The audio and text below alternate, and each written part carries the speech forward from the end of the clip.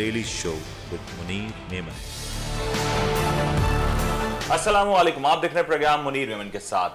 पाकिस्तान की तारीख में साइफर का तस्करा पाकिस्तान में पहले भी होता हुआ नजर आया, लेकिन अब सवाल यह है कि साइफर है या नहीं और साइफर था या नहीं। ये सारे सवालात हमने नहीं बल्कि खुद मौजूदा हुकूमत ने खड़े किए और साथ साथ ये सवाल भी खड़ा कर दिया कि वजीर आजम ने जाते जाते क्या कुछ वजीर आजम हाउस से ले गए, क्या पानी की बोतलें भी थी उसमें शामिल, और अगर पानी की बोतलें शामिल थीं तो वो कहां थीं और कैसे ले जाई गईं।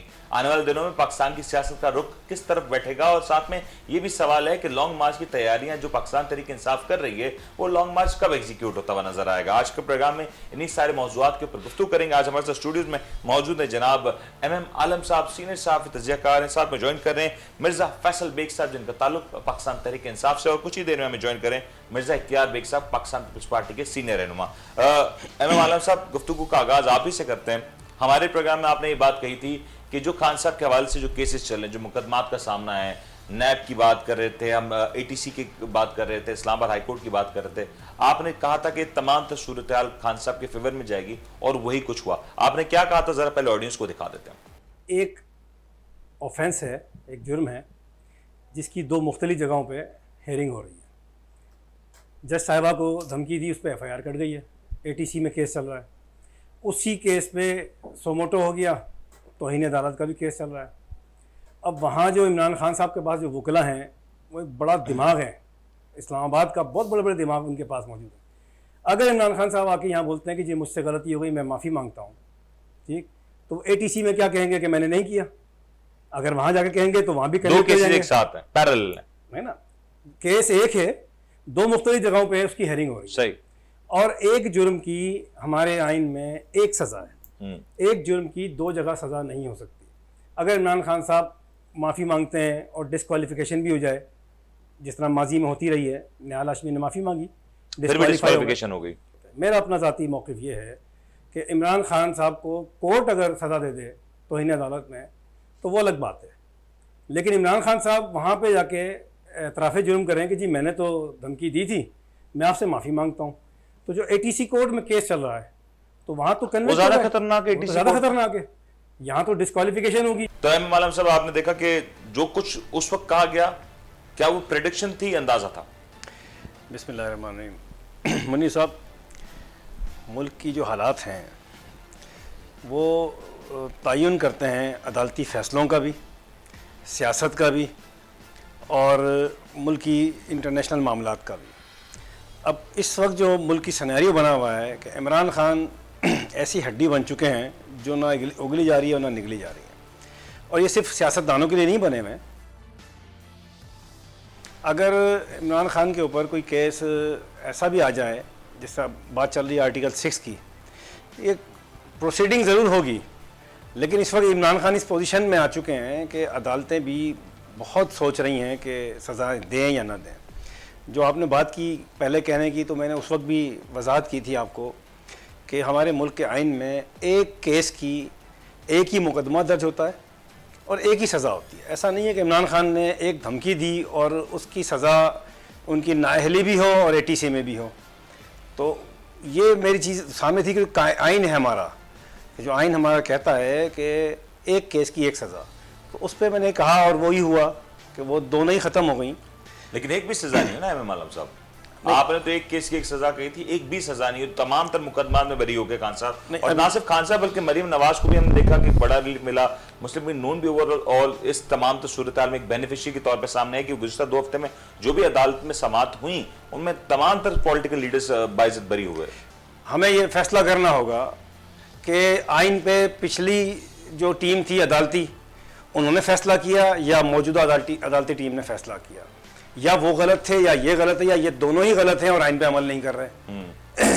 मरीम नवाज के केस में आप देखें, आनन फानन, ये तो सारा भोंडे अंदाज में इसको कहा जाएगा, भोंडे अंदाज में फैसले हुए हैं। ये खान साहब वाला भी फैसला भोंडे अंदाज में हुआ है और मरीम नवाज का फैसला भी ऐसे ही है। मैं आपको कहने वाला हूँ, बड़ा इंटरेस्टिंग सिनेरियो है। लेकिन मिर्जा फैसल बेग साहब, पहले तो ये जो तमाम तरह तब्दीलियां हुई तहरीक इंसाफ में, तो पॉजिटिविटी है कि खान साहब जो मुकदमात की तलवार लटक रही थी, जो नाअहली की तलवार लटक रही थी, खान साहब फिल वक्त तक उससे महफूज नजर आते हैं। तो तहरीक इंसाफ का अब चांस क्या होगा कि क्या तहरीक इंसाफ अगला लाएअमल करेगी, आगे की तरफ पेशरफ्त करेगी या फिर वेट एंड वॉच की पॉलिसी को इख्तियार करेगी? औज़ुबिल्लाहि मिनश्शैतानिर्रजीम, बिस्मिल्लाहिर्रहमानिर्रहीम। आपका बहुत शुक्रिया। जिस तरह हमारे मौज़े साहब ने बताया है कि अदलिया जो है वो इस वक्त फ़ैसले अपनी मर्ज़ी से नहीं, अपनी मर्ज़ी से दे रही है, कानून देख के नहीं दे रही। लेकिन जब इन्होंने अपनी हुकूमत बनाई नून लीग ने, तो इन्होंने नैब का कानून पूरा चेंज किया। 50 करोड़ से कम वाले केसेस नैब में अब नहीं उठाए जाएंगे, और अगर नैब का ऑफिसर कोई इन्वेस्टिगेशन करता है किसी बड़े इस किस्म के ख़ानदानों के सियासतदानों के ऊपर, तो उसके साथ जो कि और बाद में वो नहीं कंफर्म कर सकता कि जी ये केसेस साबित नहीं कर पाया किसी बात पे भी, तो उसको 5 साल की सज़ा होगी। तो यही कानून फिर इनको चाहिए सिंध पुलिस में भी डाल दीजिए, क्योंकि सिंध पुलिस का हाल जो है इस वक्त यही है कि सिर्फ मजलूम जो है उसमें बंद होता है, और जो वडेरा है सिंध का या हमारे इलाकों के जो थोड़ा सा भी बड़ा आदमी है वो सब के ऊपर जुल्म करता चला जाता है। तो कानून सबके लिए बराबर होना चाहिए था। इन्होंने सिर्फ अपने कानून के अंदर ये चेंज लाए हैं कि नवाज शरीफ वाली फैमिली, मतलब आप कहें शरीफ फैमिली और जरदारी फैमिली को और उनके जो नीचे के इनके चेले हैं उनको इससे फ़ायदा मिला है, आम आदमी को कोई फ़ायदा नहीं है इससे। ये इन्हीं करप्ट अनासर के ऊपर केसेस बने हुए थे। अब जब कानून ही चेंज कर दिया तो कोर्ट का तो काम है कानून के हिसाब से फैसले दिए जाए।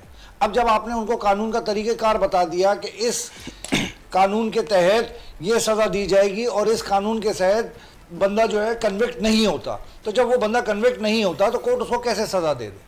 और पासपोर्ट जहाँ तक देने की बातचीत है, तो जब बंदा कन्विक्ट नहीं होगा, और नैब का कानून आप पढ़ लीजिए, पिछले 15 दिन पहले इन्होंने चेंज किया, उसके बाद से ही इनको बेनिफिट मिलना शुरू हुए। खान साहब तो पिछले जिस ज़माने में वज़ीर आज़म थे उस ज़माने में भी कोर्ट का एहतराम करते थे, उस ज़माने में भी कोर्ट्स के अंदर अपनी हाज़िरी लगाते थे। उसके बावजूद अगर शाम में जलसा भी होता है उसके बावजूद भी सुबह के टाइम कोर्ट के अंदर अपना प्रेजेंटेशन दे के उसके बाद जाके अपना जलसा अटेंड करते हैं। ये इंपॉर्टेंट था कि खान साहब इस बार अपने रवैये के बरक्स नजर आए। इमाम आलम साहब, कहा ही जाता था कि खान साहब शायद अदालतों का उस तरीके से एहतराम ना करें, शायद वो पेश ना हो, लेकिन खान साहब को रिलीफ मिला। और मौजूदा गवर्नमेंट अगर देखें तो खान साहब की नहीं है, खान साहब को रिलीफ मिला किसी और गवर्नमेंट में, तो शायद खान साहब की पोजीशन इस एतबार से ज्यादा स्ट्रांग नजर है, क्योंकि अगर मरीम नवाज साहिबा को आज रिलीफ मिला तो कहीं ना कहीं एक तासुर जाएगा कि उनको अपनी हुकूमत में रिलीफ मिला, ना कि किसी और की हुकूमत में। देखें, मरीम को रिलीफ कैसे मिला, ये अपील दाखिल की हुई थी पहले से केस के अंदर। सही, उस अपील पे फैसला हुआ और नैब के जो वकला थे वो उन पर साबित करने में नाकाम हुए। मरीम नवाज बरी हुई हैं, केस कमजोर बनाया। मरीम नवाज बरी हुई हैं, नवाज शरीफ भी बरी हुआ, उनको ये बेनिफिट नहीं हुआ। लेकिन ऐसा कर देना, इस अंदाज में बरी कर देना, तो ऐसा लग रहा है कि पाकिस्तान की जो आला अदालतें हैं, मैं सिंध को हटा देता हूँ उसमें से, पेशावर को हटा दें आप, बाकी पंजाब में 2 अदालतें, Islamabad high court, Lahore high court और सुप्रीम कोर्ट, ये 3 की 3 इसी काम पर लगी हुई हैं। आपका पॉइंट हो गया। मेरे पास ब्रेक का कहा जा रहा है, ब्रेक लेते जी, ब्रेक के बाद आते हैं और जरा ये तस्करा करेंगे खान साहब आखिर वजीर आजम हाउस से जाते जाते क्या लेके गए। क्या वो साइफर जो खान साहब के हवाले से कहा जा रहा है वो खुद खान साहब लेके चल दिए, या फिर पानी की बोतल? ये बड़ा एक अहम सवाल होने जा रहा है। ब्रेक लेते जी, ब्रेक के बाद हाजिर होगा। आप देख रहे हैं the daily show with Munir Memon.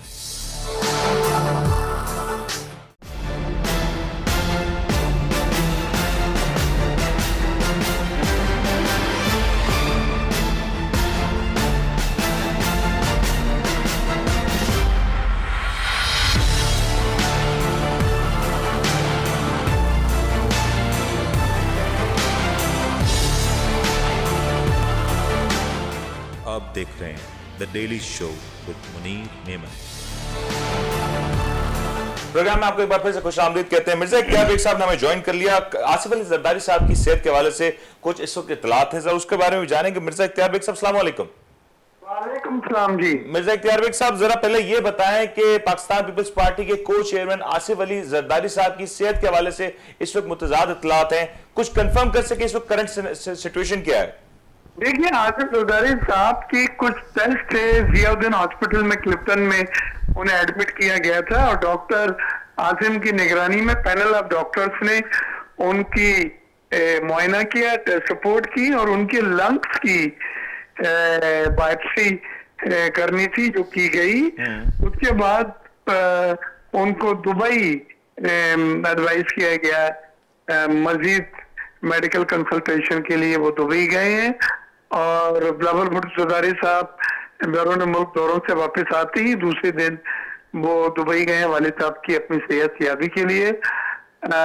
तो अल्लाह ना करे ऐसी कोई खतरनाक बीमारी नहीं है, लेकिन ज़रदारी साहब के कुछ मेडिकल इश्यूज हैं जो चल रहे हैं और उनके लिए डॉक्टरों की टीम जो best of the best doctors हैं, उनके दोस्त हैं, खास तौर से डॉक्टर आसिम और उनका पैनल, वो उनका निगरानी में इलाज कर रहे हैं। ठीक हो गया, ये बड़ा, और हम दुआ को भी हैं कि आसिफ अली जरदारी साहब जल्द सेहतयाब और मुकम्मल तौर पे सेहतयाब होकर पाकिस्तान की सियासत में अमली तौर पे नजर है। बेग साहब, आपकी मौजूदगी का फायदा उठाते हुए जरा इस सवाल का जवाब दे दें कि इस वक्त पाकिस्तान की सियासत में जो मुकदमात बनाए गए थे, पाकिस्तान पीपल्स पार्टी खुद साल से इन मुकदमात का सामना करती रही, लेकिन अब पाकिस्तान तहरीक इंसाफ हो या मुस्लिम लीग नून हो, तमाम को ही रिलीफ मिलता हुआ नजर आ रहा है आला अदलिया की जानिब से। मरियम नवाज साहिबा के हवाले से जो मुकदमात थे उनको उनमें बाइज्जत तौर पर बरी किया गया। खान साहब के हवाले से जो कंटेम्प्ट ऑफ कोर्ट के इल्जाम थे उसमें उनको बरी किया गया। पाकिस्तान पीपल्स पार्टी का इसके हवाले से क्या मौकफ है? देखिए, ये बड़ी खुशाइन बात है कि तमाम सियासी जमातों का, खास तौर से बड़ी सियासी जमातों का अदलिया के ऊपर एक एतमाद और एतबार जो है वो नजर आ रहा है और मेरिट के ऊपर फैसले हो रहे हैं और कोई ऐसी जगह नहीं है जहां पे प्रेशर वगैरह डाला जा रहा हो या इन्फ्लुएंस किया जा रहा हो इस्टेब्लिशमेंट की तरफ से या दूसरी तरफ से। तो बिल्कुल मेरिट के ऊपर इंडिपेंडेंटली फैसले किए जा रहे हैं, जो खुशाइन बात है। इसमें नैब के कवानीन भी तब्दील हुए हैं किसी हद तक, तो उसका भी एक असर है कि अब वो केसेस जिनमें ये नैब के कवानीन में तब्दीली आई है वो उन केसेस की अब जो नौइयत है वो बदल जाती है। लिहाजा कई जगह तो वो परस्यू करने के काबिल नहीं है, कई जगह पे वो टेक्निकल ग्राउंड्स पे खारिज हो जाते हैं। जी हाँ, बिल्कुल ठीक हो गया। मिर्जा साहब, मैं आपकी तरफ आता हूं, लेकिन फैसल साहब, आपने गुफ्तगू सुनी मिर्जा इख्तियार बेग साहब की। नैब के हवाले से जो टेक्निकल बुनियादों पे केस का खारिज होना, ये पाकिस्तान की जमहूरियत को मुस्तहकम करेगा? क्योंकि अवाम के लिए तो ये होना चाहिए ना कि कानून ऐसे सख्त हो कि अगर कहीं पे थोड़ा सा भी फ्लॉ हो तो वो गिरफ्त में आ जाए।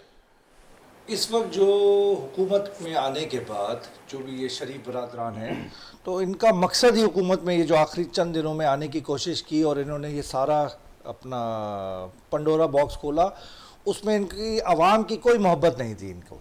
इनके अपने जो केसेस थे जिसके अंदर ये कन्विक्ट हो चुके हैं, जिसमें इनको सज़ा याफ्ता हैं, जिसमें इनके साथ सारे के सारे मामलात खुल के पूरी आवाम के सामने आ गए, उससे बचने के लिए किसी तरीके से, और जो इन्होंने अपने लंदन में मकान बनाए हुए हैं और जो इनकी जायदादें हैं और जो इनके रिश्तेदार हैं, जिस तरह अभी मरियम साहिबा अपने दामाद को भी, तो ये चाहते हैं कि जिस तरह नवाज़ शरीफ साहब ने पहले अपने बेटों को फ़ायदे दिए, अपनी बेटी को फ़ायदे दिए, शहबाज शरीफ साहब ने अपने बच्चों को फ़ायदे दिए, अब इनकी तीसरी आने वाली नस्ल जो है वो भी इस तरीके से फ़ायदे लेगी।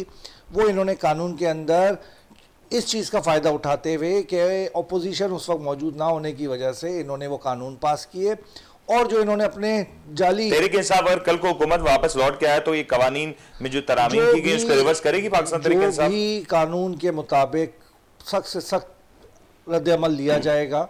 और क्या जिन कवानीन के बारे में आप कह रहे हैं कि ये कानून सही नहीं है, तरामीम जो हैं वो दुरुस्त नहीं की गई, कल को आप जब हुकूमत में होंगे तो आप उसको रिवर्स करने का? हम बिल्कुल खान साहब से इस बात में बात की जाएगी और जो भी कानूनी माहिर इसके ऊपर जवाब बताएंगे खान साहब को, तो उसको फॉलो भी किया जाएगा। आलम साहब, आपने गुफ्तगू सुन ली ना, क्या आपको लगता है तहरीक इंसाफ या कल को कोई भी हुकूमत इन कवानीन में जो नरमी पैदा की गई इसको रिवर्स करने की कोशिश करेगी? अगर इनकी इस पोजीशन में हुकूमत आती है तो होगी। अगर इनको आइंदा इलेक्शन में 2/3 मेजॉरिटी नहीं मिलती है तो फिर तो कुछ भी नहीं है, फिर तो वही है कि तमाम सियासी जमातें बैठे हैं। लेकिन आपको नहीं लगता कि जहां पे जो कॉन्स्टिट्यूशन जहां पे आपको लगता नहीं कि कवानीन सख्त होने चाहिए ताकि फैसला ऐसा हो कि आम आवाम को उसका फैसला होता हुआ नजर आए, इंप्लीमेंट होता हुआ नजर आए? आम आवाम के लिए नरमी करना आम आवाम के लिए तो कोई काम ही नहीं कर रहा है ना। आप देखें जो भी कवानीन बन रहे हैं ये खवास के लिए बन रहे हैं। अदालतें काम कर रही हैं, खवास के लिए कर रही हैं। अब अदालतों की मैंने आपको 3 अदालतों की मिसाल दी, तीनों अदालतें इसी काम पे लगी हुई हैं, किसी तरह से पीटीआई को राज़ी कर लिया जाए या पीडीएम की जमातों को राज़ी कर लिया जाए, इधर से इनके केस ख़त्म करें, इधर से इनके केस ख़त्म करें, आवाम गई भाड़ में। आवाम की फ़िक्र किसी को नहीं है। देखिए ना, अभी सिंध का क्या हाल हुआ है, पूरी दुनिया से जहाज़ उतरे हैं आपके पास फ्लड रिलीफ के। आप कोई एक फुटेज मुझे दिखा दें कि दुनिया के किसी मुल्क से आई हुई इमदाद के टेंट वहाँ लगे हुए हों या इमदाद के वो ब्लैंकेट वहाँ बट रहे हों, कुछ चादरें उनको दी जा रही हों, कुछ नज़र नहीं आ रहा है। और आप बात कर रहे हैं कि खवास की और आवाम की, आवाम को कुछ भी नहीं मिला। आप अदालतें इंसाफ दे रही हैं और मैं बहुत ज़्यादा जाऊँगा एस्टेब्लिशमेंट की तरफ, उनको भी आवाम की परवाह नहीं है। बेग साहब, आप उनको भी कुछ रिस्पॉन्ड करना चाहेंगे मिर्जा इख्तियार बेग साहब? जी, देखें, ये जो इमदाद आ रही है वो ज्यादातर अफवाज पाकिस्तान और रेंजर्स के जरिए से चैनलाइज हो रही है मुख्तलिफ इलाकों में, क्योंकि उनके पास वो इक्विपमेंट है, उनके पास इंफ्रास्ट्रक्चर है जिसको इस्तेमाल करके वो ये इमदाद जो बाहर से आ रही है। और इवन लोकल हम बिजनेस कम्युनिटी वगैरह ने जो भी किया है, हमने रेंजर्स को, कराची में भी रेंजर्स को उसके हवाले किया है और उनके पास और उनके चैनल्स और उनके जो लॉजिस्टिक हैं उनके जरिए वो पहुंच रहा है। तो और मैं समझता हूँ आर्मी पे ज्यादातर आर्मी के जरिए ये और नेवी भी इसमें इस्तेमाल है, उनके हेलीकॉप्टर हैं, तो उस पर शक करना मेरे नजदीक जरा सा मुनासिब नहीं होगा। हाँ, यहाँ पे ये सिविलियन के तौर पे डिस्ट्रीब्यूशन हो रहा है, वहाँ पे कुछ वाकयात सुनने में आए हैं कि जो एड है वो लोगों के पास जब पहुंची तो छीना झपटी हो गई, या कुछ जगह पे ऐसा था कि वो डेंगू के स्प्रे या दूसरी चीजें जब तक बाला फराम ना कहें तो वो कह रहे हैं हम नहीं कर सकते, हमें उनकी तरफ से ऑर्डर आना है। तो इस तरह के एडमिनिस्ट्रेटिव एक बहुत बड़ा ऑपरेशन है, इसमें यकीनन इस तरह के एडमिनिस्ट्रेटिव लैप्सेस हुई होंगी, मुझे उससे कोई इनकार नहीं है। लेकिन मेजॉरिटी ऑफ एड जो है जो बाहर से आ रही है वो हमारी आर्म फोर्सेस, हमारी नेवी के जरिए और रेंजर्स के जरिए डिस्ट्रीब्यूट हो रही हैं और जिनसे हमारा पूरा एतमाद और एतबार है। बेग साहब, ये सवाल तो हो गया, लेकिन जरा एक दूसरी तरफ आ जाते हैं। पाकिस्तान में इस वक्त साइफर का तस्करा किया जा रहा है। ये वो साइफर है इसके हवाले से पीडीएम की जमातों में अक्सर रहनुमा ये कहा करते थे कि ऐसा कोई साइफर मौजूद ही नहीं, फिर ये कहा गया कि साइफर है लेकिन अब वो वजीर आजम हाउस में मौजूद नहीं। सर, ये साइफर की हकीकत क्या है, जरा इसके ऊपर बयान कर सकेंगे? देखिए, एक्चुअली तो ये बहुत बार बात हो चुकी है। ये मैं खुद एक डिप्लोमेट हूँ और हमें पता है कि हमारी जो करस्पॉन्डेंस होती है वो डिप्लोमेटिक बैग के जरिए जिस मुल्क में हम होते हैं वहां से ये भेजी जाती है, और डिप्लोमेटिक बैग को कोई खोल नहीं सकता सिवाय उस ऑफिस के जहाँ पे वो भेजा गया, वो mostly ministry of foreign affairs के नाम होता है। ये भी हमारे जो एम्बेसडर हैं असद साहब, उनकी जो मुख्तलिफ मीटिंग और मुख्तलिफ ऑब्जर्वेशन थी उस पर उन्होंने अपनी राय मिनिस्ट्री ऑफ फॉरेन अफेयर्स को भेजी। लेकिन इसको जो मेरे नजदीक एक रूटीन और एक नॉर्मल चीज डिप्लोमेटिक रिलेशंस में होती है, लेकिन इसको इस तरह से पेश किया गया कि ये कोई मुल्क में हुकूमत उलटने के लिए किया जा रहा है, और वो मेरे नजदीक बिल्कुल गलत था। फिर बाद में जो ऑडियो लीक्स आई उसमें आपने ये देखा है कि इस बात को मजीद क्लैरिफाई उसमें हो गई है कि जी हम मुल्क का नाम नहीं लेंगे, हम बस इसको इसके बगैर खेलेंगे। ये बातें नेशनल सिक्योरिटी के एम्बिट में आती हैं और उसको गलत अंदाज में, मनफी अंदाज में देखा जाता है, क्योंकि इससे गलत माने दिए जा रहे हैं। आपने रिजाइन कर दिया अपनी पूरी जो पार्लियामेंट थी आपकी, उनको आपने रिजाइन करवा दिया, आप नेशनल असेंबली से निकल गए, तो ये सब फिर अब सुना है कि वो साइफर वहां मौजूद भी नहीं है प्राइम मिनिस्टर हाउस में। ये ऐसा मुमकिन है बेग साहब कि ये साइफर प्राइम मिनिस्टर हाउस में या पाकिस्तान के इदारों के पास मौजूद ना हो, ऐसा मुमकिन है? देखिए, फॉरेन मिनिस्ट्री में तो हो गई होगा ना, जब सबसे पहले आया। हाँ, वहां तो हुकूमत के पास टेक्निकली है नहीं साइफर, तो वो तो वहां कहा जा रहा है कि फॉरेन मिनिस्ट्री में है, और हमारे ये रिकॉर्ड कीपिंग होती है, और बड़ी इस तरह के जो डिप्लोमेटिक बैग से लेटर्स आते हैं, ट्रांसक्रिप्ट आती हैं, वो बड़ी एहतियात के साथ उसकी रिकॉर्ड कीपिंग की जाती है। तो यकीनन फॉरेन मिनिस्ट्री में ये मौजूद हैं और अगर किसी स्टेज पे मंगवाई जाएंगी तो वहां से आ जाएंगी। इमरान साहब ने तो कहा मेरा वाला जो था वो कहीं खो गया, मुझे पता नहीं। हालांकि ऐसी बातें नहीं होती, ये बड़ी इमेच्योर अनप्रोफेशनल बातें हैं और नेशनल सिक्योरिटी के जुमरे से के अंदर आती हैं कि इसको टैकल किया जाए ताकि आइंदा से ये बातें ना हो। इससे ममालिक के रिलेशनशिप खराब होते हैं, बिलखुसूस अमेरिका के जिस तरह से नाम लिए गए और अमेरिका को जिस तरह से इसमें इन्वॉल्व दिखाया, वो यकीनन एक बड़े मुल्क के लिए एम्बैरेसमेंट था और वो नहीं होना चाहिए था। बहुत बहुत शुक्रिया बेग साहब, आपका मौकफ आ गया। इंशाल्लाह आने वाले प्रोग्राम में आपके साथ इसके ऊपर मजीद गुफ्तगू भी करेंगे। प्रोग्राम में एक ब्रेक लेने का कहा जा रहा है, ब्रेक लेते जी। ब्रेक के बाद जरा फैसल साहब से जानेंगे कि जो गुफ्तगू इख्तियार बेग साहब ने की है वो इससे किस हद तक सहमत है, किस हद तक एग्री करते हैं। ब्रेक लेते जी, ब्रेक के बाद हाजिर होते हैं। आप देख रहे हैं the daily show with Munir Memon.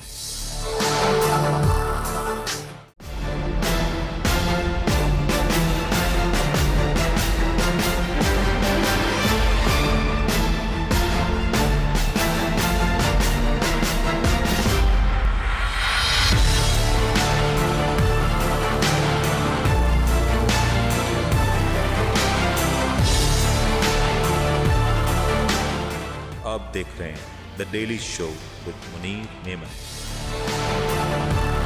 Program में आपको एक बार फिर से खुशामदीद कहते हैं। ब्रेक पे जाने से पहले मिर्जा इख्तियार बेग साहब ने कुछ सवालात उठाए थे साइफर के हवाले से। ये बात जो मरियम नवाज साहिबा की जानिब से कही जा रही कि साइफर तो सिरे से मौजूद ही नहीं था और फिर ये साइफर वजीर आजम हाउस से कहीं गायब हो गया। मौजूदा अगर हुकूमत की बात की जाए और साइफर का गायब हो जाना खुद एक बड़ा सवाल है कि अगर हुकूमती सतह पे ये तमाम तर डॉक्यूमेंट्स को सेफ नहीं किया जा सकता, महफूज नहीं किया जा सकता, तो हुकूमत आखिर क्या कर रही है। साथ में अगर वजीर आजम हाउस से ऑडियो टेप्स के लीक होने का सिलसिला जारी है तो ये खुद पाकिस्तान की नेशनल सिक्योरिटी के हवाले से बड़े सारे सवालात क्रिएट करता है। फैसल साहब, गुफ्तगू आपने सुनी थी इख्तियार बेग साहब की, वो कह रहे हैं कि ये साइफर मौजूद होगा लेकिन गालिबन फॉरेन मिनिस्ट्री में होगा, वजीर आजम हाउस में नहीं होगा। ये डेफिनेटली वज़ीर आज़म हाउस में जब इमरान खान साहब अपना वज़ीर आज़म हाउस से रुखसत हुए तो अपने साथ सिवाय एक डायरी के अलावा उनके पास पानी की बोतलें भी लेके निकले, आपने नहीं देखी? 2000 बोतलों को ले जाने के लिए कम से कम 10 मजदूर चाहिए होते या कोई ट्रक मंगाया जाता तो वो ट्रक की कोई फुटेज आती उस दिन की।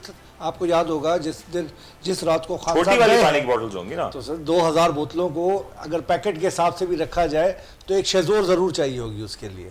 तो उस शेज़ोर की कोई नंबर्स भी होंगे वज़ीर आज़म हाउस के अंदर, वो शेज़ोर आने के लिए उसकी एंट्री हुई होगी, फिर निकलते हुए अपनी गाड़ी के अंदर ये किसी जीप में या गाड़ी के अंदर तो नहीं डिग्गी में रख के ऐसी क्या जरूरत पड़ी कि पानी की बोतल ले जाने? यही पूछना चाह रहे हैं कि इस किस्म के इल्जाम, इस किस्म के इल्जामात ना जिसका सर होगा ना पैर होगा, मतलब वज़ीर आज़म हाउस में शाज़ोर या कोई गाड़ी या अंदर भी डाल ली गई, ट्रक के अंदर माल भी भर लिया गया, वो मजदूरों की कोई एंट्री हुई होगी। अगले दिन से तो आप समझ लें खान साहब तो उसी दिन जा चुके थे। तो वज़ीर आज़म हाउस का जितना भी अमला है उससे ये पूछा जाए कि ये जो इतना अंदर बाहर चीज़ें हो रही हैं, जो कि हमसे पहले जो पिछली हुकूमतें थीं वो इस तरह के सारे काम किया करते थे, अपने घरों का खर्चा, अपने घरों के किचन का खर्चा, अपने घरों के मामला, 3 कैंप ऑफिसेस हुआ करते थे। उसके बाद इनके रिश्तेदार और रिश्तेदारों के आगे वाले रिश्तेदार, बल्कि जो इनके नौकर होते थे उनके घरों का किचन भी वज़ीर आज़म हाउस से चला करता था। अब अगर आप इस पर इल्ज़ाम देखें कि 2000 बोतलें लेके जाना, तो मुझे कोई ये तरीका बता दे कि उसको कंधे पे रख के लेके गया या मजदूर अपने हाथ से ले गए या गाड़ी की डिग्गी में रखा है। मैं इसका सवाल चाहूंगा इमाम आलम साहब, आप भी जरा जवाब दीजिएगा। खान साहब की जो इतलात है, खान साहब की वजीर आजम हाउस से रुखसती के वक्त जो आखिरी मुलाकात हुई थी वो सहाफियों से हुई थी। क्या सहाफियों को दी गई वो 2000 बोतलें कि अपनी जेबों में छुपा के ले जाएं? ऐसा कुछ तो नहीं हुआ था? मैं समझता हूँ गैर अहम बात है। एक ऐसा लीडर जिसने 3-4 साल खिदमत की हो मुल्क की, अगर 2000 बोतलें ले भी गए हैं तो कोई फर्क नहीं पड़ता। सर ये इंटेलिजेंस देता कौन है? ये मालूमात आती कहाँ से है? असल जो मामला है ना, देखें ये बोतलों का कोई इशू नहीं है। असल मामला ये है, शहद की होती तो फिर समझ आता। असल मामला ये है कि ये साइफर वहाँ से कैसे निकला। देखें प्राइम मिनिस्टर हाउस के तमाम दस्तावेज जितनी भी होते हैं डॉक्यूमेंट्स वो सीक्रेट होते हैं, वो प्राइम मिनिस्टर हाउस से बाहर नहीं आते। लेकिन खान साहब ने प्रूफ किया जेब से निकाल के वो साइफर जलसे के अंदर। इट्स मीन के प्राइम मिनिस्टर हाउस से खान साहब खुद साइफर लेकर बाहर आए और मुमकिन है वो जलसे में साइफर या साइफर की कॉपी? कॉपी नहीं हो सकती। साइफर देखिए, साइफर ओरिजिनल जो डॉक्यूमेंट है वो अलग चीज है और उसकी कॉपी भी नहीं कर सकते हैं। प्राइम मिनिस्टर को इख्तियार ही नहीं है कि उसकी कॉपी करे और जेब में डाल के बाहर ले जाए। उसकी कॉपी ना की गई, उसके पॉइंट्स हो, उसके बुलेट पॉइंट्स हो, क्योंकि हमने वो डॉक्यूमेंट देखा नहीं। मैं और आप ये कैसे एज्यूम कर लें कि खान साहब को जो थी वो फोटो कॉपी थी? मैं कैसे एज्यूम कर लूं, क्योंकि ऐसा कोई है ही नहीं प्रोविजन कि खान साहब देखिए इतना 5 महीने सीक्रेट डॉक्यूमेंट याद आ रहा है वो बाहर लेकर आए। इतना सीक्रेट डॉक्यूमेंट बाहर नहीं आता है सर। 5 महीने बाद हुकूमत को याद आ रहा है। हाँ, हुकूमत की नेग्लिजेंसी है। इससे पहले 2 नेशनल एक्शन कमेटी की मीटिंग्स हुई हैं, सारा कुछ हुआ, उसमें ही हुकूमत ने नहीं कहा। अब कह रही हुकूमत बस ये इशू बनाना है ना। देखिए इमरान खान को वो चाहते हैं कि टेक्निकल ग्राउंड पे ना किसी तरह डाउन कर दिया जाए इमरान खान। अब उसकी पोजीशन ये हुई हुई है कि आप कोई हकीकी कोई उनका जुर्म भी सामने ले आओ तो अवाम मानने को तैयार नहीं है, क्योंकि उनके पास तो पब्लिक ऑफिस जो है वो है ही 3.25 साल का। आपके पास तो 30-30 साल के हैं। जब शहबाज शरीफ खड़े होकर कहते हैं कि 70 सालों से 75 सालों से हम भीख मांग रहे हैं, तो भाई उसमें 40 साल तुम्हारे भी हैं भीख मांगने के। इस गरीब आदमी के तो 4 साल हैं। अब इसके 4 सालों पे हम इतने ज्यादा ढोल पीटे हैं कि भाई तुमने 4 साल में तबाही मचा दी। मचाई होगी तबाही इन्होंने, लेकिन पिछले 40 सालों से तो तुम हो ना भाई। और फिर जिनके पीछे तुम भाग रहे हो या कभी खान साहब भाग रहे हैं उनके पीछे कि वो हम पर हाथ रख दें, 75 साल से टोटल वो लोग हैं इस मुल्क में मुसल्लत। तो मुल्क की तबाही और बर्बादी का तो जिम्मेदारान आप सब हैं। उसमें 4 साल इमरान खान के डाल दिए इंपॉर्टेंट है। लेकिन इस तबाही के हवाले से जब ये सारी सूरत हाल हो रही थी, खान साहब के जब वारंट गिरफ्तारी जारी हुए, इससे 2 रोज पहले तक पाकिस्तान तहरीक इंसाफ की जानिब से एक काउंटडाउन दिया गया और 7 दिन का वक्त दिया गया कि 7 दिन के बाद खान साहब बहुत जल्द इस तारीख का ऐलान करेंगे जब लॉन्ग मार्च का फैसला किया जाएगा। इसके बाद वारंट गिरफ्तारी जारी होते हैं और ये जो लॉन्ग मार्च की तैयारियां कहीं ना कहीं पसे पर्दा चली जाती हैं। इस वक्त तहरीक इंसाफ का क्या इंसांस होगा, क्योंकि इस्लामाबाद में ऑलरेडी इस वक्त किसानों का एहतजाज जारी है और वो आज 7वें रोज में दाखिल होने के बावजूद उनके मुतालबात हल नहीं किए गए। तहरीक इंसाफ को लगता है कि बेहतर टाइमिंग होगी अपने मुतालबात लेके इस्लामाबाद जाना? सबसे पहले मैं किसानों के ऊपर आपसे बात करता हूं कि जिस तरह 7 दिन से किसान बैठे हुए हैं, अगर आप किसी भी शोबे के लोगों से बात कर लें तो उनकी सबकी ख्वाहिश ये होगी कि इस वक्त हम जाके वज़ीर आज़म हाउस के सामने बैठ जाएं, जिसमें ट्रांसपोर्टर भी मौजूद होंगे, जिसमें डॉक्टर्स भी मौजूद होंगे। पिछले 4 महीने में 6 महीने में जब से इनकी हुकूमत चल रही है, इन्होंने 40% जो है चीज़ों में इजाफा किया है। दालें का रेट क्या मौजूद था और आज किस मौजूद? सही। पेट्रोल और डीजल में 100-100, 150 रुपये का इजाफा हो चुका है। लोगों के पास अपने बच्चों को खिलाने के लिए, तन पे कपड़ा पहनाने के लिए और अपनी ज़िंदगी गुजारने के लिए उसके पास इतना पैसा ही मौजूद नहीं है कि वो इससे आगे सोच सके। बिजली के बिल जो पिछली बार 16 रुपये यूनिट हुआ करता था, आज 35 रुपये यूनिट कर दिया है। तो गरीब आदमी इस वक्त किसान इत्तेहाद वालों की तरह हर इंसान चाहता है कि वो जाके वज़ीर आज़म हाउस के सामने अपना धरना दे, अपने मामला दे के खान साहब सिर्फ़ और सिर्फ एक वक्त का तयन कर रहे हैं, जो कि अभी कहा गया है कि जी इंशाल्लाह 12 रबीउल अव्वल तक ऐलान करेंगे। आपकी इस्लामाबाद मेरे ख्याल से गालबन मीटिंग मुलाकात खान साहब से मुलाकात है इस हफ्ते में, आप मुझे इंफॉर्मेशन थी। क्या इस मुलाकात में ये सारी सूरत हाल तय होनी है कि कराची से काफिले किस तरीके से जाएंगे, मुल्क के दीगर शहरों से? आप ये समझ लीजिए कि सिर्फ कराची नहीं, इस वक्त तो इंटीरियर सिंध जहाँ पे सैलाब है, जहाँ पे जुल्म पीपल्स पार्टी ने इंतहा से ज़्यादा किया है, वहाँ से भी बड़ी तादाद इस्लामाबाद पहुँचेगी, पंजाब से पहुँचेगी, KPK से पहुँचेगी। इनकी ये जो 26 किलोमीटर की हुकूमत है, वो अगर खान साहब अभी अनाउंस कर दें तो 1 घंटे के अंदर हर तरफ से आवाम आके खड़ी हो जाएगी। लेकिन अभी भी मौका है, अभी भी मामलात हैं। हमने इनसे ये बात हुई है कि आपको जो कानून के हिसाब से इलेक्शन अनाउंस किए जाए, और इनको पता है कि जो इनकी मकबूलियत है इस वक्त आवाम में, ये जा नहीं सकते। इलेक्शन में वोट मांगने जाएंगे किस शक्ल से? करप्शन के केसेस तो वजह है, अगर आप कह रहे हैं ये वजह है कि वो अब मकबूल नहीं है, तो ये भी वजह हो सकती है कि वो इस वक्त इलेक्शन नहीं कॉल करना चाहते। वो अब इसके बाद आप ये समझ लेंगे तो अब आप इनकी आने वाली नस्लें भी बिल्कुल मकबूल नहीं रहेंगी। लोगों को इस बात का, खान साहब ने बच्चे को ये बात बता दी है कि ये चोर हैं, डाकू हैं, लुटेरे हैं।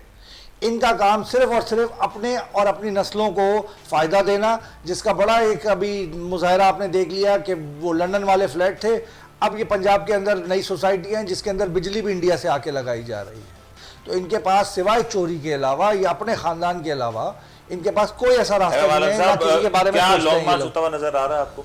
मैं नहीं समझता, मैं समझता हूँ सर, कि इस वक्त किसानों का एहतजाज जारी है।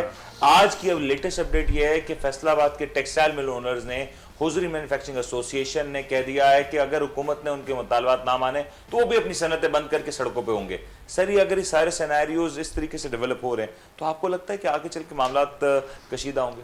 देखिए, किसानों का धरना कल ख़त्म हो जाता, हाँ, हो प्राइम मिनिस्टर जाता। साहब के जो रिप्रेजेंटेटिव थे वो गए, 6-7 घंटे बैठे रहे। प्राइम मिनिस्टर साहब ने उनको टाइम नहीं दिया। अब वो टाइम इसलिए नहीं दिया कि वो अपनी तैयारी नहीं कर सके होंगे, तो आज तैयारी करेंगे। उनके साथ आज मीटिंग है इनकी, किसान इत्तेहाद के रहनुमाओं की, वो इंशाल्लाह आज फाइनल हो जाएगा। एक बात। दूसरी बात ये, जैसे उन्होंने कहा मिर्ज़ा साहब ने, बिल्कुल सही बात है कि मुल्क का हर तबका चाहता है इस्लामाबाद जाके धरना देते हैं। मैं भी चाहता हूँ, आप भी चाहते हैं, हर शख्स को बेजार किया हुआ है। कोई काम हुआ कभी, किसी एहतजाज से, किसी धरने से कोई हुकूमत पाकिस्तान में तब्दील हुई है? नहीं, ना होगी। मैं आपको बता रहा हूँ ना, खान साहब भी इंगेज कर रहे हैं अपने वोटर्स को, वार्म अप रख रहे हैं मुस्तकिल। ये अगले 23 तक जाएंगे इसी कंडीशन में, डराते हुए हुकूमत को और आवाम को मैच्योर करते हुए कि भाई हम अब जा रहे हैं, अब जा रहे हैं। मैं नहीं समझता कि इस वक्त सूरत हाल है कि धरना दिया जाए इस्लामाबाद में PTI का। और अगर पाकिस्तान तहरीक इंसाफ सपोजिटली एहतजाज की कॉल दे देती है और एहतजाज के लिए इस्लामाबाद का रुख कर लेती है, इस्लामाबाद के अतराफ की सड़कों को बंद कर देती है, क्या कुछ हासिल कर सकते? कुछ नहीं होगा, कुछ नहीं होगा। देखें, ये इमरान खान साहब बहुत पहले ऐलान कर चुके होते हैं, लेकिन जिनसे इजाज़त लेके वो ऐलान करना चाहते हैं उनसे इजाज़त अभी तक आई नहीं है। अभी करंट अपडेट तो ये है कि उनसे भी मुज़ाकरात नाकाम हो गए, तो जो चल रहे थे पिछले हफ्ते से। तो खान साहब को जब तक ग्रीन सिग्नल नहीं मिलेगा, खान साहब ये काम नहीं करेंगे। ये आसान नहीं है। खान साहब की सियासत को ये बैक पे ले जाएगा। अगर इनका धरना बिल्कुल बंदगली में जाएंगे। अगर धरना आपका फ्लॉप हो गया 25 मई की तरह, आपके पास फिर कोई ऑप्शन नहीं है ना आवाम को मोबिलाइज करने का। आप क्या, किस बात पे आवाम को मोबिलाइज करेंगे? तो खान साहब नहीं समझता। साहब, ये भी जरा बताए ना कि पंजाब से जो तहरीक इंसाफ को सपोर्ट मिलने की उम्मीद है, क्या वो उतनी ही पक्की है या चौधरी शुजात और चौधरी बरादरान के हवाले से भी कुछ मामला? देखिए, खान साहब चौधरी साहब को मुझसे और आपसे ज़्यादा बेहतर जानते हैं और उनको यकीन है कि ये वक्त पे धोखा देंगे। खान साहब को यकीन है कि परवेज़ इलाही मुझे धोखा देंगे वक्त पे, तो खान साहब उन पर रिलाई नहीं कर रहे हैं। खान साहब अपनी PTI पे रिलाई कर रहे हैं। खान साहब गवर्नमेंट की बेस पे ये काम करना नहीं चाह रहे हैं, वो PTI की वर्कर्स के लेवल पे बात करना चाह रहे हैं। जैसे बता रहे हैं कि तरतीब है, इतनी गाड़ियाँ जाएंगी, सिंध से जाएंगी। इस चीज़ पे खान साहब रिलाई करके बैठे हुए हैं, लेकिन ग्रीन सिग्नल का इंतज़ार है। ग्रीन सिग्नल के बगैर खान साहब कॉल नहीं दे सकते, क्योंकि वो कॉल अगर फ्लॉप होती है तो खान साहब की पूरी पॉलिटिक्स का धरम तख्ता हो जाएगा। फैसल साहब, ये जरा बड़ा इसका जवाब मैं इनको ये दे सकता हूँ कि पिछले 3 महीने से खान साहब ने लगातार 50 से ज़्यादा जलसे किए हैं। हर शहर में जाके जलसे किए हैं, पंजाब में जलसे किए हैं, KPK में घंटा 2 घंटे 3 घंटे का जलसा सर, उसको अगर आप लाखों की तादाद में देख सकते हैं, हर जलसे में लाखों लोग वहां पे मौजूद होते हैं। अगर उसका 10% भी इस्लामाबाद आ जाए तो वहां पे सड़कों पे जगह मौजूद नहीं होगी। इस्लामाबाद जाएंगे कैसे? पिछली बार आपने कोशिश की, इस्लामाबाद पिछली बार जाने में और आज के 10% नहीं 50% भी जाने को तैयार है। मैं कहता हूँ, मैं मालूम कहता हूँ 50% जाएंगे, लेकिन खान साहब कॉल नहीं देंगे ना। जिस तरीके से राना सनाउल्लाह ने अपनी बदमाशी, जो कि फैसलाबाद में मशहूर है, उनके अपने पार्टी के लोग कहते हैं कि ये गुंडा आदमी है, जिस तरह का उसने काम किया, जमहूरियत में ऐसा नहीं होता। अगर कोई एहतजाज करने आ रहा है, जैसे कि हमारी हुकूमत के अंदर बिलावल साहब भी आए थे, तनकीद करते थे, तनकीद करना, देखिए तनकीद करना और किसी को आप जर्दोकोब करना, खवातीन के ऊपर बदमाशी करना, लोगों को जेलों में डाल देना, रात के 3-3 बजे उनके घरों पे छापे मारने में, और तनकीद जो कि जमहूरियत का हुस्न है, तनकीद करना, उसमें वाज़े फ़र्क है। अब आप किसी के घर में जब छापा मारेंगे, आपको लगता है कि सियासी कारकुन इस वक्त कितने तैयार हैं इस वक्त कि अगर इस तरह की ये समझ लें कि जिस दिन आपको ये खबर मिली कि खान साहब की वारंट गिरफ्तारी निकल गई है और वहां से 300 जो पुलिस वाले थे वो खान साहब बनी गाला के ऊपर पहुंच रहे थे, तो उससे पहले हज़ारों की तादाद में लोग बनी गाला में मौजूद थे। पूरे पाकिस्तान के अंदर मुजाहरे शुरू हो चुके थे, लेकिन चूंकि इनकी हिम्मत ही नहीं है, ये 26 किलोमीटर की जगह पे हुकूमत करके और बता के कि कभी वजारत दाखिला से कोई चीज़ चोरी हो गई, कभी वज़ीर आज़म हाउस से कोई चीज़ चोरी हो गई, कभी आपकी ऑडियो लीक्स हो गई, जो कि इनका पुराना वो है। आप पिछले दिनों की सियासत देख लीजिए कि किस तरह ये लोगों की ऑडियो लीक्स कौन कर रहे हैं सर? आप पिछले की भी देख सकते हैं कि पहले तो इनकी अपने जो लोग हुआ करते थे वो जजों की और लोगों की वीडियोज लीक किया करते थे। और आज मरियम नवाज साहिबा कह रही थी कि ऑडियोज और वीडियोज बना के इंसाफ लिया जाता है, वो किसको कह रही थी? मरियम साहिबा अगर वो ही चेयरमैन नेब की तरफ इशारा था। हाँ, तो कौन बना रहा है? इमरान खान सवाल तो यही कह रहा हूँ। तैयबा गुल की वीडियो को इस्तेमाल किया था ना, तो वो उसकी तरफ इशारा था मरियम नवाज साहब का। तो ये जो प्राइम मिनिस्टर हाउस जो इस वक्त अनसिक्योर है, और ये अभी का अनसिक्योर नहीं है, जब इमरान खान साहब प्राइम मिनिस्टर थे उस वक्त भी अनसिक्योर था, और उनका अपना बनीगाला भी इनसिक्योर था, जिसको कल खान साहब ने कहा भी है कि मेरी तो वाइफ की जो है प्राइवेट कॉल तक रिकॉर्ड की गई है। तो ये जो अनसिक्योरिटी है ये किसी और तरफ जा रही है। मैं तो जो आपको लगता है देख रहा हूँ कि ये गिरफ्तार किया जा सकता है? जमहूरियत लिपटती हुई नजर आ रही है मुझे इस तरह। आपको लगता है खान साहब को गिरफ्तार किया जा सकता है? नहीं, कर ही नहीं सकते ना, कर ही नहीं सकते। तो पाकिस्तान का सबसे बड़ा पाकिस्तान उन्होंने बेल नहीं कराई। पाकिस्तान के सबसे बड़े लीडर को अगर ये गिरफ्तार करने की बेवकूफ़ी करते हैं तो ये इनके लिए अपनी सियासत के लिए आखिरी कील होगी अपनी कब्र। आप फिर ये समझ लीजिएगा कि सिंध से पीपल्स पार्टी की भी सियासत खत्म हो जाएगी और पाकिस्तान में शरीफों का कोई नाम लेवा। ये बड़ा इंपॉर्टेंट सवाल है। मैं चाहूंगा इसका फाइनल कमेंट जरूर दीजिएगा।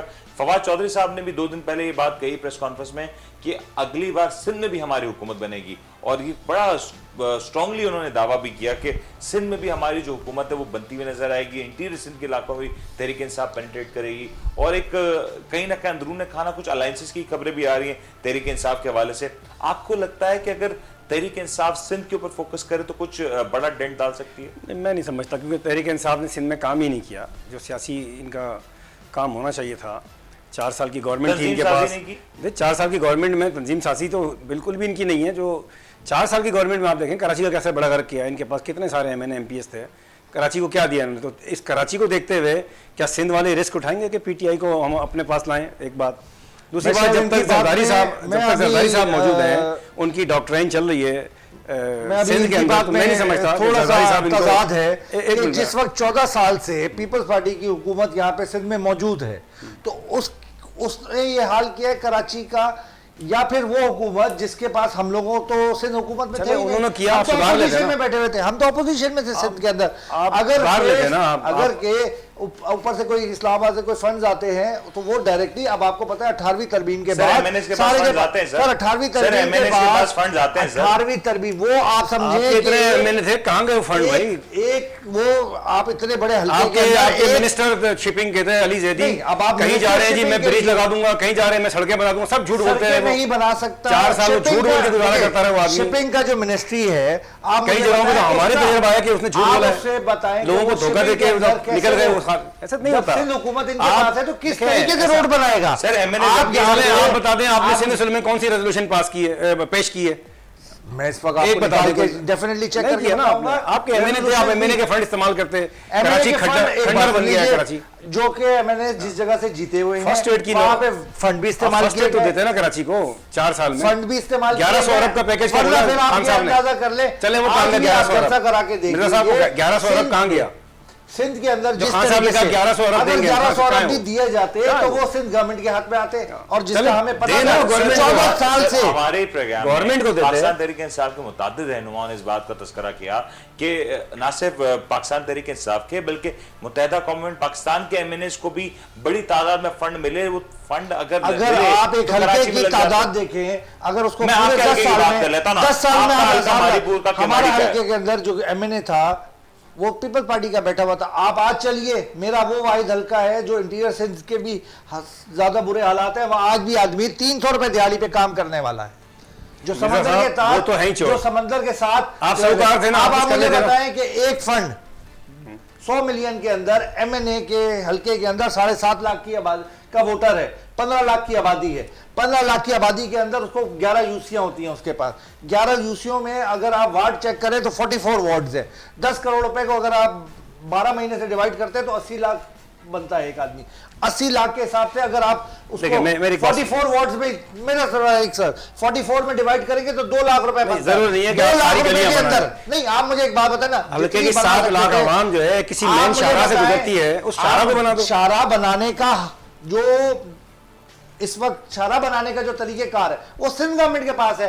आप कैसे जाके क्या सिंध गवर्नमेंट आपको रोक रही थी? बिल्कुल रोकती है। आप सिंध गवर्नमेंट जो है, आप अपना अगर खुद का नहीं, मैं सिंध गवर्नमेंट की वकालत नहीं कर रहा हूं। देखिए, आप अगर सिंध गवर्नमेंट के, आप अपना सिंध गवर्नमेंट तो अगर कहीं से कचरा उठा रही होती है तो उसके डंपर के ऊपर भी पीपल्स पार्टी का झंडा लगाया हुआ आपके भी लगाते हैं, ऐसी बात नहीं है, पीटीआई वाले भी देखिए, लगाते हैं। झंडा लगाने के एमकेएम वाले भी लगाते हैं झंडा। अब आप मुझे बताएं, कचरा भी जिसकी उठाने में 14 झंडा साल लगाते से हैं। गवर्नमेंट है, उसको कचरा उठाने के लिए कई जगहों बताने पे के तो- लिए कि हम कचरा उठा रहे हैं। कई जगहों पे तो कंपटीशन हुआ बाकायदा, आपका पीपल्स आप पार्टी और आप एमकेएम लगा का लीजिए, प्रोग्राम कि गटर में भी जो ना आप मुझे इस चीज का जवाब दे सकते प्रोग्राम हैं। में वक्त इख्तिताम पे पहुंच रहे हैं, लेकिन ये बात जरूर एड्रेस करने की जरूरत होगी कि अगर कराची में पाकिस्तान तहरीक इंसाफ के पास एक बड़ी तादाद थी एमएनएस की, तो क्या उतनी ही जिम्मेदारी सर, लेकिन आपको तहरीक मैंने इंसाफ बताया ने ना, डिलीवर फंड किया? जिस हिसाब से वो फंड कोई मिनिस्ट्री के फंड नहीं है, जो 18वीं तरमीम के बाद जब तक गवर्नमेंट, सूबाई गवर्नमेंट इस मामलात को नहीं सही करेगी, तो जिसके सर, ऊपर हमने आप- बिल्कुल आप कोशिश की मंशूर है। देना। इंशाअल्लाह ताला मिर्जा पीपल्स साहब, आप पार्टी मंशूर अगले दें। इलेक्शन में बिल्कुल देखेगी कि हमारी वर्किंग सर, क्या है। आप मंशूर और दे ये दें। अब जितनी भी सियासत इन्होंने कर ली जरदारी साहब वालों ने, अब आप इसको देखिएगा कि इंशाअल्लाह ताला अगली बार पीटीआई सिंध से भी हुकूमत सर, बनाएगी। आप मुझे ये बताएं कि क्या तहरीक इंसाफ ने सबको मंशूर दिया कि अगर अगली बार हमें 2/3 मेजोरिटी दी गई तो हम ये जो 18th अमेंडमेंट है इसका कानून वापस करेंगे, नैब में जो तरामीम की गई- देखिए, मैं आपको एक बात बताऊं, 18 अमेंडमेंट का कानून खराब नहीं है, लेकिन जिन लोगों के हाथ में वो कानून है, क्यों ये बलदियाती इलेक्शन नहीं होने देना चाहते? इनको पता है कि इनके हाथ से कराची जो उसके सोने की चिड़िया है, इनके हाथ से निकल आप भी जाएगी। करा देना 3 पंजाब बार में। जो है, आप 3 पंजाब में करा बार दें। 3 बार इलेक्शन बढ़ाने का सुप्रीम हाई कोर्ट के ऑर्डर के बावजूद इन्होंने तीसरी बार ये इलेक्शन बढ़ाने की कोशिश अभी कर फिर रहे दोबारा बढ़ रहा हैं। है। इनका लगाया हुआ जो आईजी है वो कहते हैं मेरे पास पुलिस नहीं है। अगर तुम्हारे पास पुलिस नहीं है तो तुम रिजाइन कर दो। अगर तुम चीजों को सर, मैं पॉइंट आगे लेगा, प्रोग्राम का वक्त अपने इख्तिताम पे पहुंचा। इमाम मानूफ साहब, आपका शुक्रिया। मेरे पास टाइम आखिरी का आपको एक बात बता दें, जरदारी साहब ने सिंध को मैं समझता हूँ कि बेहतर तरीके से चलाया है, और इस जो उनके पास नेटवर्क है चलाने का, अगर ईमानदारी से 18वीं तरमीम को इस्तेमाल किया जाए तो जरदारी साहब इस कराची को भी बेहतर कर सकते हैं, सिंध को भी बेहतर कर सकते हैं। मैं आपसे एक मिनट आपसे लूंगा सर, इस चीज का जवाब मैं जरूर दूंगा। 18वीं तरमीम का इस्तेमाल जब ही अच्छा होगा जब वफाक अच्छा होगा। जब एम आलम साहब जो है, जो इस वक्त वकालत कर रहे हैं पीपल्स पार्टी की, मैं तो कहा इसका था- जवाब मैं दे देता हूं। जो पीपल्स पार्टी के अभी मिर्जा साहब अभी ऑनलाइन थे, तो उन्होंने कहा कि चूंकि रेंजर्स के ऊपर हम ज्यादा ट्रस्ट करते हैं कारोबारी, वो तो उन्होंने अपनी गवर्नमेंट फेल कर दी बात बोल के। तो उन्होंने तो अपनी गवर्नमेंट फेल करने की बात कर रहे हैं। और मिर्जा साहब तो आज टोटल जो है, चार्जशीट दे रहे हैं आज अपनी जो है वो गवर्नमेंट के पीपल्स खिलाफ। पार्टी की तारीफ कर रहे हैं जो उनकी पार्टी से ताल्लुक रखते हैं। मैं नहीं कर रहा, मिर्जा साहब तो अपनी गवर्नमेंट के खिलाफ पूरा व्हाइट पेपर छाप के चले तो गए। मैंने आपसे यही सर, जिक्र सर, किया, मैं लेकिन बात आप कर रहा हूं, माशाल्लाह सर, से उनकी गवर्नमेंट में आए हैं, शायद सारा सिंध में काम रहने फौज से वाले ले रहे हैं वो। चंद लोगों में से आपका नाम लिखा जाएगा जो कि इस वक्त पीपल्स पार्टी सर, बहुत बहुत ऐसा बिल्कुल शुक्रिया नहीं। आप लोग के यहाँ पे प्रोग्राम में आने का। और यकीन तौर पर ये बड़ा अहम मसला है, क्योंकि पाकिस्तान इस वक्त मुख्तलिफ फ्रंट्स के ऊपर मुख्तलिफ किस्म की परेशानियों का शिकार है। जहां पर हम देख रहे हैं कि सूबाई सतह पे, शहरी सतह पे बहुत कुछ होने की जरूरत है, तो वहीं पे पाकिस्तान में जो फेडरल की सतह पे वहां भी बड़ी सारे मामला तैयार हो रहे हैं। जहां पे एक जानिब किसानों का एहतजाज जारी है, पाकिस्तान में टेक्सटाइल और सनतें इस वक्त मुश्किलात का शिकार है, तो वहीं पे पाकिस्तान में सियासी अदम इस्तेकाम भी उरूज पर नजर आता है। उम्मीद करते हैं कि जो हो पाकिस्तान के लिए बेहतर हो। अपना ख्याल रखिएगा। अपने मेजबान मुनीर मेमन को इजाजत दीजिए। अपना ख्याल रखिएगा। अल्लाह हाफ़िज़।